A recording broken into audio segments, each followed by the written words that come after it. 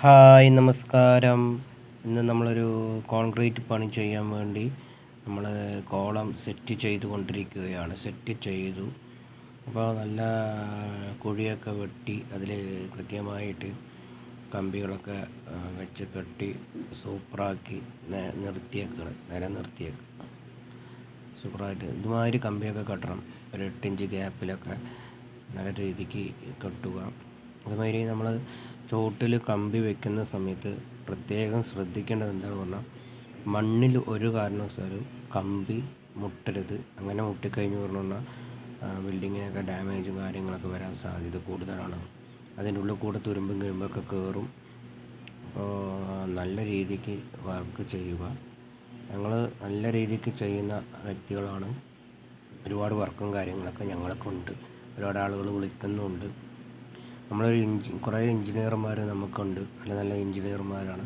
അവരുടെ കീഴിൽ നമ്മുടെ മേസ്തിരി പണിയെടുക്കുന്നു. നമ്മൾ മേസ്തിരിൻ്റെ കീഴിൽ ഞങ്ങൾ പണിയെടുക്കുന്നു. ഞങ്ങൾക്ക് അതിനുള്ള ശമ്പളവും കാര്യങ്ങളൊക്കെ കിട്ടുന്നു.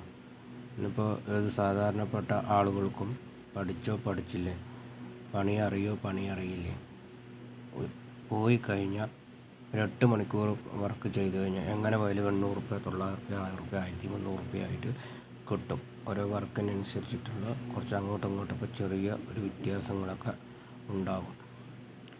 നല്ല രീതിക്ക് പണിയെടുക്കുന്ന വ്യക്തികളാണ്. ഇതൊരു ബെൽറ്റ് വാർപ്പാണ്. ഒരു ദിവസം തന്നെ പോയി അത് കമ്പിയെല്ലാം കെട്ടി കൃത്യമായിട്ട് ഞങ്ങൾ ചെയ്ത് വരുന്ന വ്യക്തികളാണ്.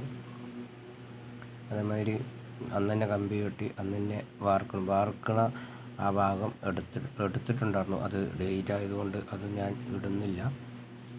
പിന്നെ അന്ന് തന്നെ ഇതൊരു കിണറ്റിൻ്റെ പകുതിൻ്റെ അവിടെ ഒരു ബീം വെച്ച് സെറ്റ് ചെയ്തിട്ടാണ് ഇത് ചെയ്തുകൊണ്ടിരിക്കുന്നത്. നല്ല റിസ്ക്കാണ്. അത് കിണറ്റിൻ്റെ ഉള്ളിൽ ഫുൾ വെള്ളമുണ്ട്. അതുമാതിരി ചെങ്കല്ല് പഴയതാണ്. അപ്പോൾ ആ ചെങ്കലിൻ്റെ സൈഡാണ് 2 കുത്ത് അപ്പുറം കൊടുത്താക്കണം. അത് പൊട്ടിക്കഴിഞ്ഞാൽ അപകടങ്ങളൊക്കെ വരാൻ സാധ്യത കൂടുതലാണ്. ഇതൊരു മേസ്തിരിയാണ്. ഇത് നമ്മുടെ ഒരു മേസ്തിരിയാണ്. ഇപ്പുറത്തെ ഒരു മേസ്തിരിയുണ്ട്. ഇതാണ് നമ്മുടെ മെയിൻ ആൾ. ഇദ്ദേഹത്തിൻ്റെ കീഴിലാണ് എല്ലാ പണികളും പോകുന്നത്.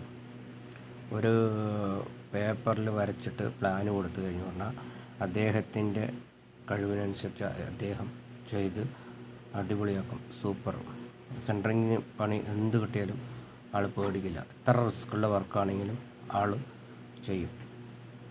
നല്ല സാമർഥ്യം, കഴിവും നല്ല ബുദ്ധിയും ഉള്ള ഒരു വ്യക്തിയാണ്.